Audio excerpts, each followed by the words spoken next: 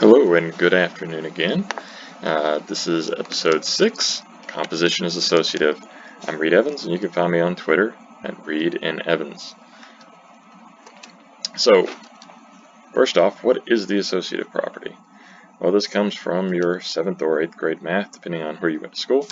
But it basically means that you can group these things however you want, and you still get the same value, right? So we could do A plus B plus C, and that's going to equal A plus B plus C.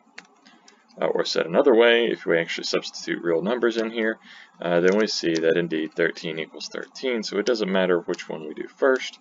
In this case, addition is associative. As it turns out, function composition is also. So what would we use that for? Well, let's see.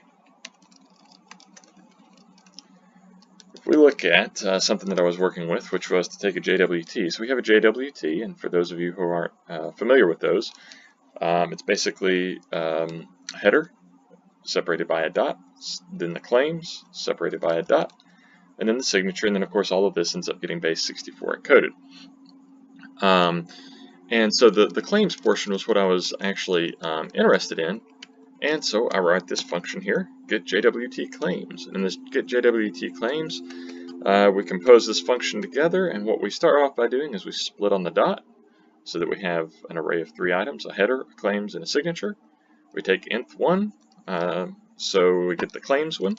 We do A to B, which comes on window according to MDN, which is going to take that base 64 string and give us an actual string.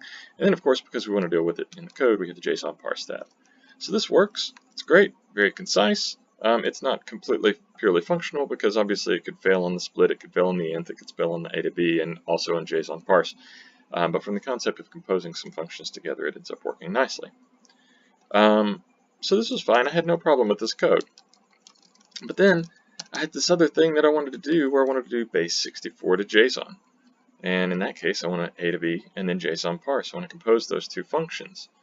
But then, if you see, we end up having a little bit of duplication here because get JWT claims also does A to B followed by JSON parse. It composes those two functions together. But because function composition is associative, I was actually able to rewrite get claims, or we'll call it get JWT claims, to basically compose base 64 to JSON with the nth one and the split of the dot. So now we still get to use our base 64 to JSON.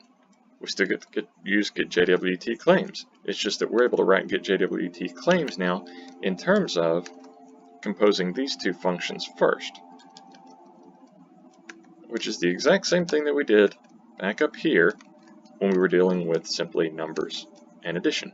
It's just that we wrap the parens around the JSON parse and the A to B, rather than essentially having no parens in the first one. Thank you very much. Hope you enjoyed it. Once again, I'm Reed Evans, and this has been Composition is Associative. Hope to see you tomorrow.